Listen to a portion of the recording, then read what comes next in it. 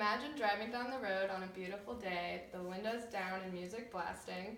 You come to a red light and start to smell a cigarette coming from the car next to you.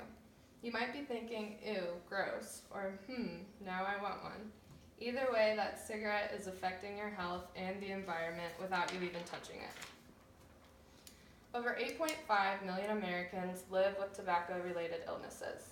Growing up with parents who smoked and constantly being around friends who smoke, I've seen the terrible side effects cigarettes do to your health. My grandma died from emphysema and lung cancer after smoking for 60 years, and my aunt was diagnosed with COPD, which is a lung disease. Also, as an anatomy student, I have seen dissected human cardiovascular and respiratory systems of smokers and non-smokers. The non-smokers' systems were pink and red, and the smokers were more of a dark blue color. Smoking is not only harmful to the smoker themselves, but also to the people around them and the environment. So whether you're a cigarette smoker or not, you're being affected by cigarettes. Most people's excuse for smoking is that it's a stress reliever, but there are tons of healthier alternatives to relieve stress. Now we'll go into detail about some of the harmful effects smoking cigarettes does to your body. Cigarette smoking causes more than 480,000 deaths each year in the United States. That's nearly 1 in 5 deaths. Smoking is estimated to increase the risk for coronary heart disease by 2 to 4 times, stroke by 2 to 4 times, and lung cancer by 25 times.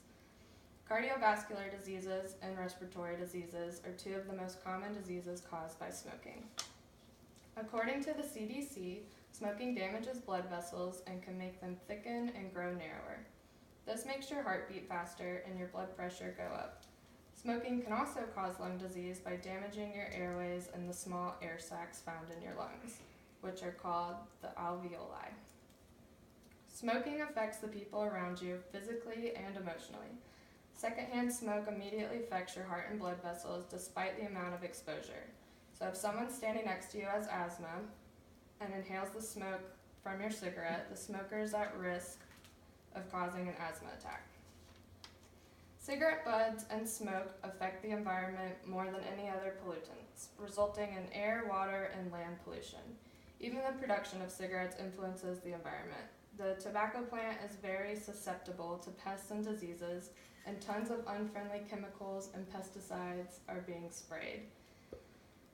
All of these facts prove that cigarette smoking is very destructive to your body, and the longer you wait to take action in quitting, the more at risk you are for disease.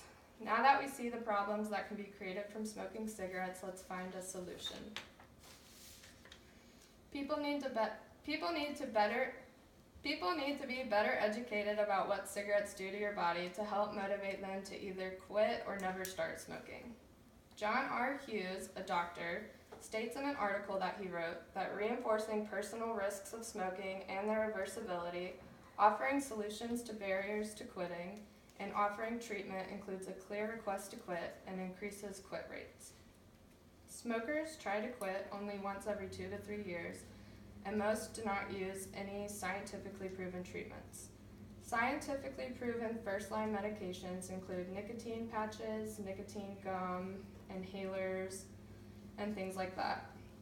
There are also psychosocial therapies that have been proven to help people quit smoking, such as therapies or supportive groups. All smokers should be encouraged to use both medications and counseling. Quitting cigarette smoking isn't based off of how motivated someone is to quit. One misconception people have is that all smokers can quit if they're motivated enough. According to an article written by John R. Hughes, 95% of smokers quit using treatments and not just on their own. Quitting cigarette smoking starts with educating the smokers on how to quit using treatments and psychosocial therapies. All of this shows that there is a plausible solution to ending that unhealthy habit of cigarette smoking and bettering your health. Now that you know it's possible to quit smoking for good, will you use those steps to end that bad habit? No one wants to get a call from the doctor explaining that they have lung cancer, and no one wants their lungs to be covered in black plaque. We can prevent this from happening by using the treatments and counseling. This is a smoker's lung on the left. This is a non-smoker's lung on the right. You can fix your lungs and get rid of some of the blackness by quitting smoking, and you can always go back to pinker, healthier lungs. It will take time and sacrifice, but the outcome of a healthier heart and lungs will be worth it in the long run. We can now see how quitting and smoking can help improve your internal body organs and organ systems.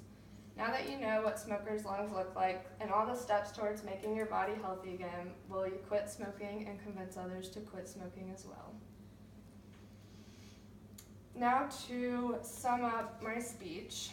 Majority of cigarette smokers are unaware of the specific damages they do to themselves, others, and the environment.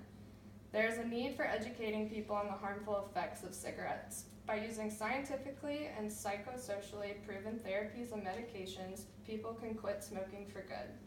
Get in contact with a good therapist and choose a method of medication to end that bad habit of cigarette smoking. By doing this, you're helping yourself and the environment.